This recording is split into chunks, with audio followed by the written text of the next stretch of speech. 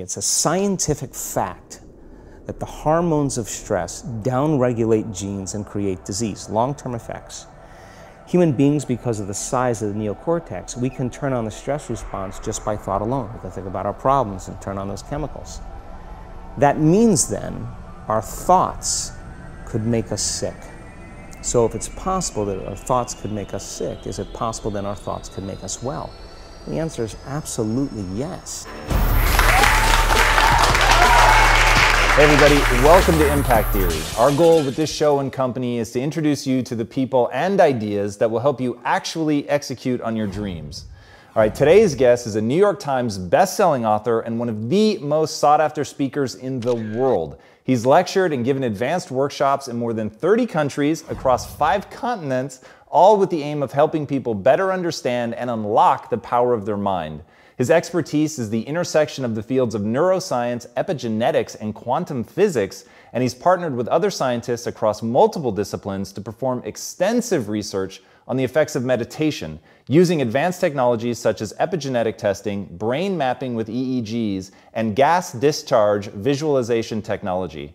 Through his work, he is endeavoring to help advance both the scientific community and the public at large's understanding of mind-derived health optimization, a topic he covered extensively in his groundbreaking book, You Are the Placebo. His teaching has had such a profound impact on the way that people perceive a wide range of brain-related topics around mindfulness and well-being that he's a faculty member at the Quantum University in Hawaii, the Omega Institute for Holistic Studies in New York, and the Kripalu Center for Yoga and Health in Stockbridge, Massachusetts. He's also an invited chair of the research committee at Life University in Atlanta, as well as a corporate consultant where he delivers his lectures and workshops for businesses.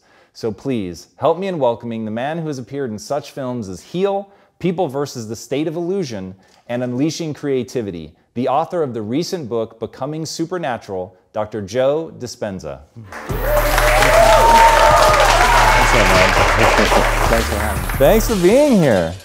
So diving into your world and how you perceive the sense of self and the way that you marry science to the way that we form memories, the way that we live in a perpetual state of reliving our past and things like that, it's really, really incredible. And I want to dive into the whole notion of you sort of being a habitual construct. Like what is that? What is the habit of you? Well, a habit is a redundant set of automatic, unconscious thoughts, behaviors, and emotions that's acquired through repetition. A habit is when you've done something so many times that your body now knows how to do it better than your mind. So if you think about it, people wake up in the morning, they begin to think about their problems.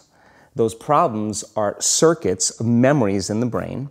Each one of those memories are connected to people and things at certain times and places. And if the brain is a record of the past, the moment they start their day, they're already thinking in the past. Each one of those memories has an emotion. Emotions are the end product of past experiences. So the moment they recall those memories of their problems, they all of a sudden feel unhappy, they feel sad, they feel pain. Now, how you think and how you feel creates your state of being. So the person's entire state of being when they start their day is in the past. So what does that mean? The familiar past will sooner or later be predictable future. So if you believe that your thoughts have something to do with your destiny, and you can't think greater than how you feel, or feelings have become the means of thinking, by very definition of emotions, you're thinking in the past. And for the most part, you're going to keep creating the same life. So then people grab their cell phone, they check their WhatsApp, they check their text, they check their emails, they check Facebook, they take a picture of their feet, they post it on Facebook, they tweet something, they do Instagram, they check the news, and now they feel really connected to everything that's known in their life. And then they go through a series of routine behaviors. They get out of bed on the same side, they go to the toilet, they get a cup of coffee, they take a shower, they get dressed, they drive to work the same way, they do the same things, they see the same people, they push the same emotional buttons, and that becomes the routine, and it becomes like a program. So now they've lost their free will to a program, and there's no unseen hand doing it to them. So when it comes time to change, the redundancy of that cycle becomes a subconscious program. So now 95% of who we are by the time we're 35 years old is a memorized set of behaviors, emotional reactions, unconscious habits, hardwired attitudes, beliefs, and perceptions that function like a computer program. So then a person can say with their 5% of their conscious mind, I want to be healthy, I want to be happy, I want to be free. But the body's on a whole different program. So then how do you begin to make those changes? Well, you have to get beyond the analytical mind, because what separates the conscious mind from the subconscious mind is the analytical mind. And that's where meditation comes in, because you can teach people through practice how to change their brainwaves, slow them down. And when they do that properly, they do enter the operating system where they can begin to make some really important changes.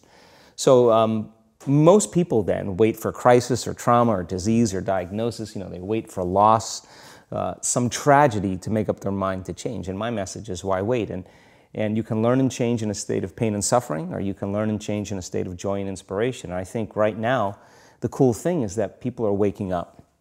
That's really interesting. And where I found the deepest hooks into how powerful this can be for somebody is when you talk about trauma. And you've talked about how people experience a traumatic event, but they then basically rehearse it, and how that then has this knock-on effect. So what is that? Why do people find it so hard to get past trauma? Well, the stronger the emotional reaction you have to some experience in your life, the higher the emotional quotient, the more you pay attention to the cause. And the moment the brain puts all of its attention on the cause, it takes a snapshot, and that's called a memory. So long-term memories are created from very highly emotional experiences. So what happens then is that people think neurologically within the circuitry of that experience, and they feel chemically within the boundaries of those emotions. And so when you have an emotional reaction to someone or something, most people think that they can't control their emotional reaction. Well, it turns out if you allow that emotional reaction, it's called a refractory period, to last for hours or days, that's called a mood. I say to someone, hey, what's up? You say, I'm in a mood. Well, why are you in a mood? Well, I had this thing happen to me 5 days ago, and I'm having one long emotional reaction. If you keep that same emotional reaction going on for weeks or months, that's called temperament.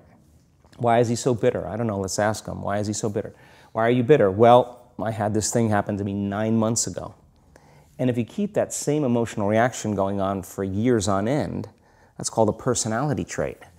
And so learning how to shorten your refractory period of emotional reactions is really where the work starts. So then people, when they have an event, what they do is they keep recalling the event, because the emotions of stress hormones, the survival emotions, are saying, pay attention to what happened, because you want to be prepared if it happens again. Turns out most people spend 70% of their life living in survival and living in stress. So they're always anticipating the worst case scenario based on a past experience. And they're literally, out of the infinite potentials in the quantum field, they're selecting the worst possible outcome, and they're beginning to emotionally embrace it with fear. And they're conditioning their body into a state of fear. Do that enough times, the body has a panic attack without you. You can't even predict it because it's programmed subconsciously. So then you say to the person, why are you this way? And they'll say, I am this way because of this event that happened to me 15 or 20 years ago. And what that means from a biological standpoint is that they haven't been able to change since that event. So then the emotions from the experience tend to give the body and the brain a rush of energy. So people become addicted to the rush of those emotions, and they use the problems and conditions in their life to reaffirm their limitation, so at least they can feel something. So now when it comes time to change, you say to the person, why are you this way? Well, every time they recall the event, they're producing the same chemistry in their brain and body as if the event is occurring, firing and wiring the same circuits and sending the same emotional signature to the body. Well, what's the relevance behind that? Well, your body is the unconscious mind. It doesn't know the difference between the experience that's creating the emotion and the emotion that you're creating by thought alone. So the body's believing it's living in the same past experience 24 hours a day, 7 days a week, 365 days a year. And so then when those emotions influence certain thoughts, and they do, and then those thoughts create the same emotions, and those same emotions influence the same thoughts, Now the entire person's state of being is in the past. So then the hardest part about change is not making the same choices you did the day before, period. And the moment you decide to make a different choice, get ready, because it's going to feel uncomfortable. It's going to feel unfamiliar. There's going to be some uncertainty. Why does it feel so uncomfortable? Is it because of the neurons that fire together, wire together, so there's like an easiness to that loop, just because literally, and you've talked very eloquently about this, the way that the neurons connect in the brain, how rapidly, I've seen you show footage of how rapidly those connections happen, which is pretty incredible. Is that what makes it so discomforting for people? I think that the bigger thing is that we keep firing and wiring those circuits. They become more hardwired. So you have a thought and then the program runs. But it's the emotion that follows the thought. If you have a fearful thought, you're going to feel anxiety. The moment you feel anxiety, your brain's checking in with your body and saying, yeah, you're pretty anxious. So then you start thinking more corresponding thoughts equal to how you feel. Well, the redundancy of that cycle conditions the body to become the mind. So now, when it comes time to change, a person steps into that river of change and they make a different choice, and all of a sudden, they don't feel the same way. So the body says, well, you've been doing this for 35 years. You're going to just stop suffering and stop feeling guilty and stop feeling shameful, and you're not going to complain or blame or make excuses or feel sorry for yourself. Well, the body's in the unknown. So the body says, I want to return back to familiar territory. So the body starts influencing the mind, and it says, start tomorrow. You're too much like your mother. You'll never change. This isn't going to work for you. This doesn't feel right. And so if you respond to that thought as if it's true, that same thought will lead to the same choice, which will lead to the same behavior, which will create the same experience, which will produce the same emotion. I want to talk about that notion of, give me a little more detail on what you mean by the body becomes the mind or the unconscious mind. What do you mean by that exactly? Well, those are two different things. Your body is your unconscious mind. In a sense, if you're sitting down and you start thinking about some future worst-case scenario that you're conjuring up in your mind, and you begin to feel the emotion of that event, your body doesn't know the difference between the event that's taking place in your world, outer world, and what you're creating by emotion or thought alone. So most people then, they're constantly reaffirming their emotional states. So when it comes time to give up that emotion, they can say, I really want to do it, but really the body is stronger than the mind because it's been conditioned that way. So the servant now has become the master. And the person all of a sudden, once they step into that unknown, they'd rather feel guilt and suffering because at least they can predict it. Being in the unknown is a scary place for most people because the unknown is uncertain. People say to me, well, I can't predict my future. I'm in the unknown, and I always say the best way to predict your future is to create it. Not from the known, but from the unknown. What thoughts do you want to fire and wire in your brain? What behaviors do you want to demonstrate in one day?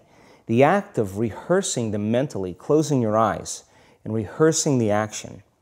Rehearsing the reaction of what you want, or the action of what the action of what you want. By closing your eyes and mentally rehearsing some action. If you're truly present, the brain does not know the difference between what you're imaging and what you're experiencing in 3D world. So then you begin to install the neurological hardware in your brain to look like the event has already occurred. Now, your brain is no longer a record of the past. Now it's a map to the future.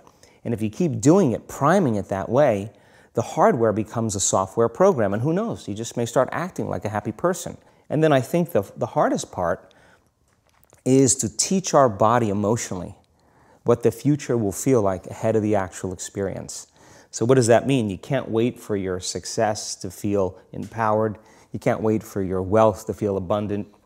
You can't wait for your new relationship to feel love or your healing to feel whole. I mean, that's the old model of reality of cause and effect, waiting for something outside of us to change how we feel inside of us. And when we feel better inside of us, we pay attention to whoever or whatever caused it. But what that means then is that from the Newtonian world is that most people spend their whole life living in lack, waiting for something to change out there.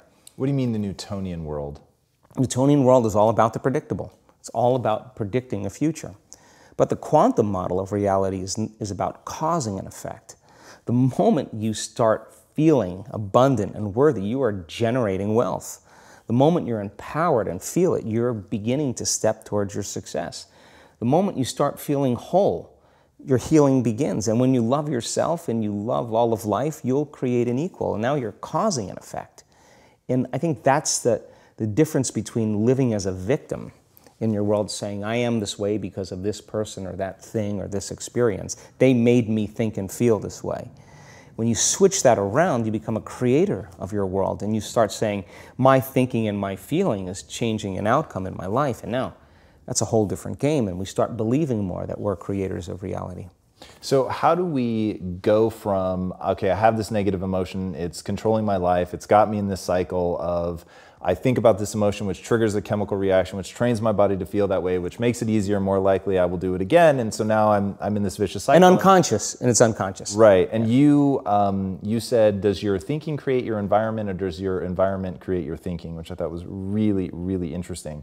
So how do we then go from that, like mechanistically, to begin this visualization process of something that's empowering? It's me in a different state. It's my future self. Is it meditation? Is it, what does that look like? If you're not being defined by a vision of the future, then you're left with the old memories of the past, and you will be predictable in your life. And if you wake up in the morning and you're not being defined by a vision in the future, as you see the same people and you go to the same places and you do the exact same thing at the exact same time, it's no longer that your personality is creating your personal reality. Now your personal reality is affecting or creating your personality. Your environment is really controlling how you think and feel unconsciously, because every person, everything, every place, every experience has a neurological network in your brain.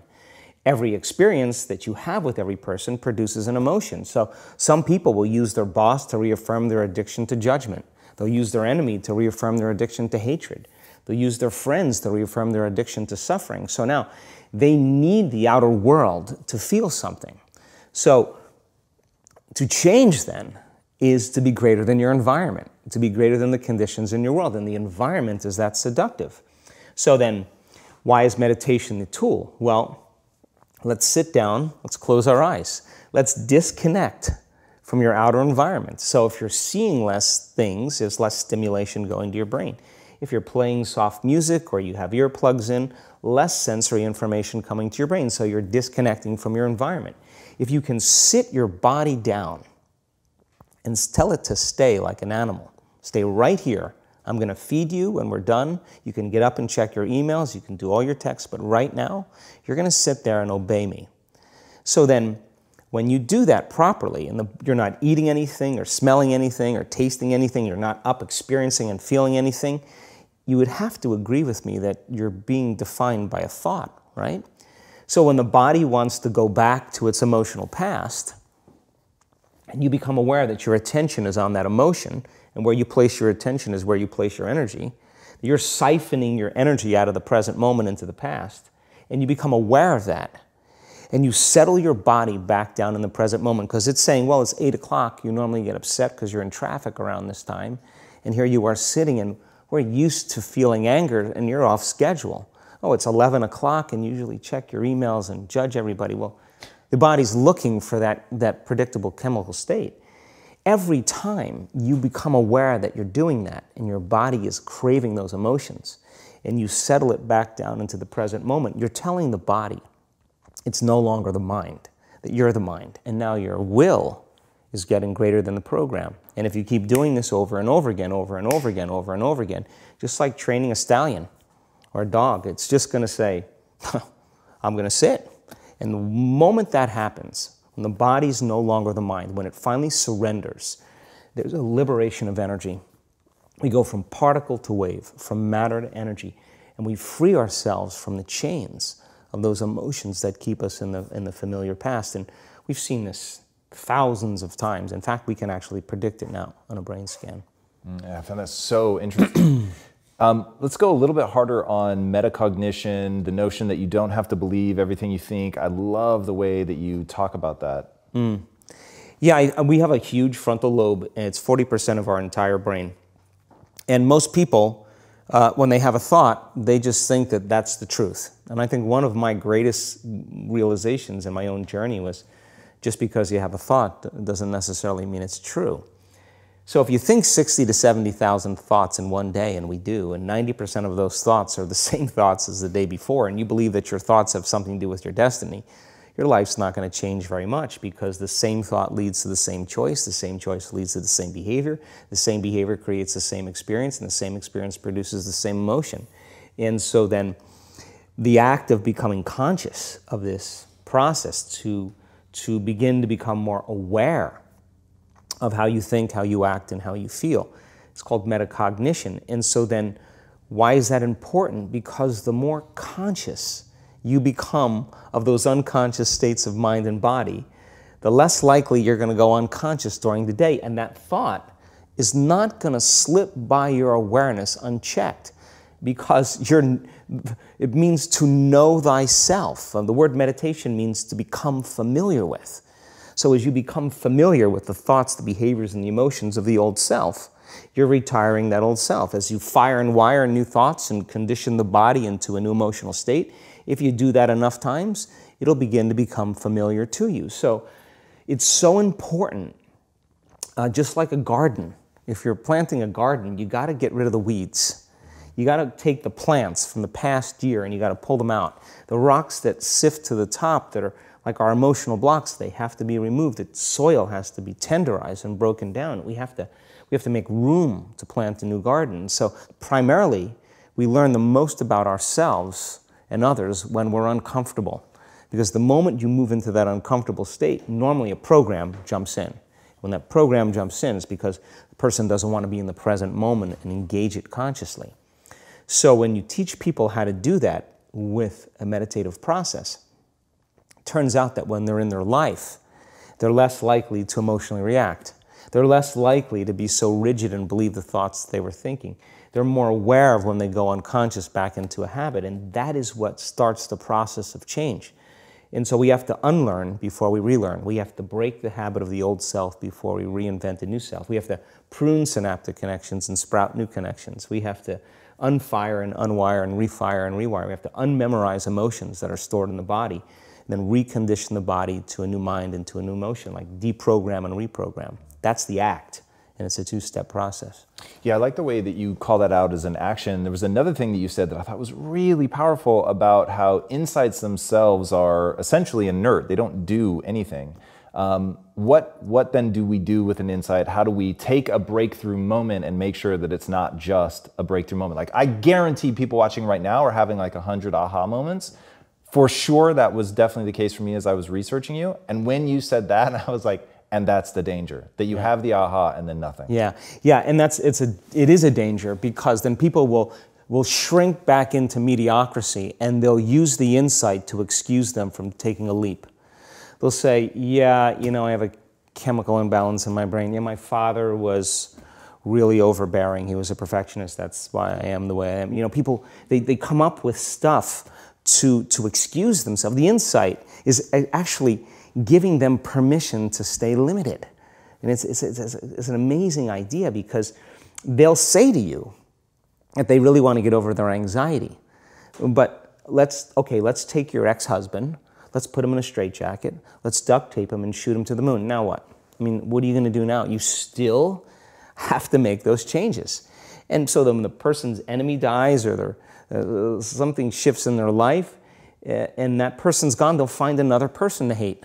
This is just how we function as human beings. We just slide another reason to feel those emotions. So I think when people start to understand this, you know, I think knowledge is power, but knowledge about yourself is self-empowerment.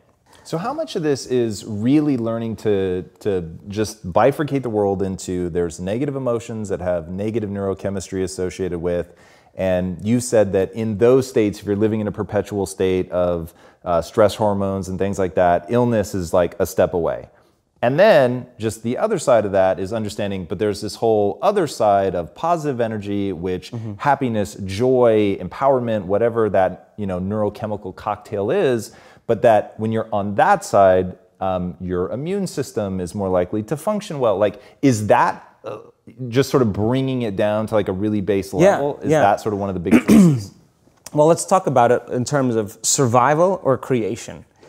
As I said, 70% of the time, people live in stress, and living in stress is living in survival. Now, all organisms in nature can tolerate short-term stress. You know, a deer gets chased by a pack of coyotes. When it outruns the coyotes, it goes back to grazing and the event is over. And the definition of stress is when your brain and body are knocked out of balance, out of homeostasis. The stress response is what the body innately does to return itself back to order. So you're driving down the road, someone cuts you off, you jam on the brakes, you may give them the finger, and then you settle back down and the event is over and boom, now everything's back to normal. But what if it's not a predator that's waiting for you outside the cave, but what if it's your coworker sitting right next to you? And all day long, you're turning on those chemicals because they're pushing all your emotional buttons. When you turn on the stress response and you can't turn it off, now you're headed for disease because no organism in nature can live in emergency mode for that extended period of time. It's a scientific fact that the hormones of stress downregulate genes and create disease, long-term effects.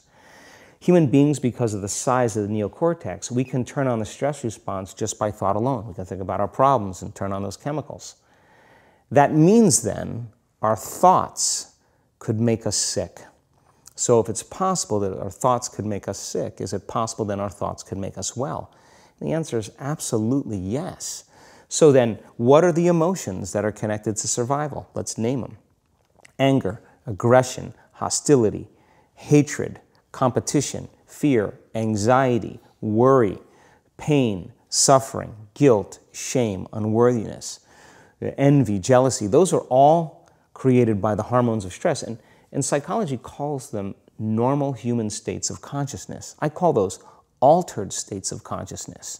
So then we tend to remember those traumatic events more because in survival, you better be ready if it happens again. And when the survival gene is switched on, you could have 10 really great things that happen to you in your day. And you just have one bad thing that happens and you cannot take your attention off that unhappy thing because the survival gene is switched on. It's really interesting. How does epigenetics come into play in all this? Like, what's actually happening? You've talked pretty profoundly about proteins and like really at a deep level how we're signaling to our genetics to create these kinds of changes. What does that actually look like? Well, epigenetics, epi means above the gene. And many years ago, after the DNA helix was discovered by Watson and Crick, they said the blueprints of life, you know, all diseases are created from genes. It turns out less than 5%, more like 1% of people on the planet are born with a genetic condition like type 1 diabetes or Tay-Sachs disease or sickle cell anemia. The other 95 to 99% are created by lifestyle and by choices. You can take two identical twins, exact same genome. One dies at 51, the other one dies at 85. Same gene, different environment. So all of a sudden they said, we lied. That was wrong. It's not genes that create disease. It's the environment that signals the gene that creates disease. Well, okay. But that's not the whole truth too, because you could have two people working side by side in the same factory. One gets cancer after being exposed to a carcinogenic for 25 years. Both working for 25 years, the other one has no cancer at all. So there must be some internal order that would cause one person to not get it while another one does. So is it possible then, if the environment signals the gene, and it does, and the end product of an experience in the environment is called an emotion, can you signal the gene ahead of the environment by embracing an elevated emotion? We've done the research on this. We've measured 7,500 different gene expressions in a group of people that came to an advanced event for 4 days. And we had them doing a seated meditation, a walking meditation, a laying down meditation, a standing meditation. And at the end of 4 days, just 4 days, the common 8 genes that were upregulated, 2 genes to suppress cancer cells and tumor growth, 2 genes for neurogenesis, the growth of new neurons in response to novel experiences and learning, the gene that signals stem cells to go to damaged areas and repair them, the gene for oxidative stress, was upregulated. We started seeing all these genes that are very, very healthy to cause the body to flourish. Imagine if people were doing that for 3 months. We also measured telomeres, the little shoestrings on the end of DNA that tell us our biological age. We asked people to do the work, meditation, 5 out of 7 days for 60 days. Measure their telomeres that determine their biological age. 60 days later, 74% of the people lengthened their telomeres. 40% significant change. 20% a very remarkable change. That means that they got a little bit of their life back. If it had lengthened by 10%, they got 10% of their life back. That's incredible. Before I ask my last question, tell these guys where they can find you online. Sure, my website is just drjoedispenza.com. You can follow us on Facebook, Twitter, Instagram. We're all over. And then my final question, what's the impact that you want to have on the world?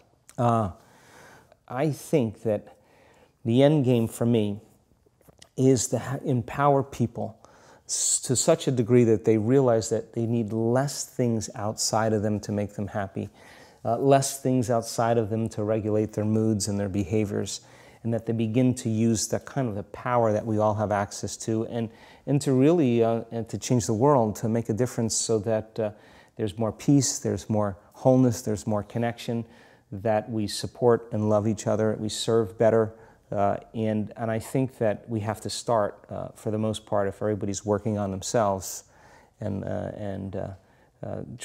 doing their best to present the greatest ideal of themselves to the world, I think the world will be a better place. And so that's my passion, and I'm witnessing it happening now more than I ever thought I would. That's incredible. Joe, thank you so much for being here. It was amazing having you. Guys, go watch this man's videos. They are some of the best explanations of what's going on inside the mind that I've ever come across. There were several that I literally have people in my life that I'm going to force to sit down and watch these things. There's just incredible explanations of how you create yourself out of the things that you do habitually. The way that you think creates a feeling. The way that you feel creates thinking that matches that. And then you get in this cycle, and that coming down to that personality ultimately being a finite set of patterns in your brain, I think is really, really illuminating in terms of how we actually experience the world. And I think when people understand that it's within your control, that you don't have to believe every thought that you think, that you can step outside of that you can leverage metacognition to think about your thinking and deconstruct it and decide what you want to think about and start focusing on that, and create an entirely different version of yourself that has new, elevated feelings, that's over on the side of the positivity, empowering yourself. I think it's really incredible, and he gets deep into the mechanistic stuff, which I love. You guys will not regret diving deep into this man's world. I think you will get some incredible revelations. All right, if you haven't already, be sure to subscribe, and until next time, my friends, be legendary. Take care. Yeah. Thank you so much for being here. That was incredible. Hey everybody, thank you so much for watching and being a part of this community. If you haven't already, be sure to subscribe. You're going to get weekly videos on building a growth mindset, cultivating grit, and unlocking your full potential.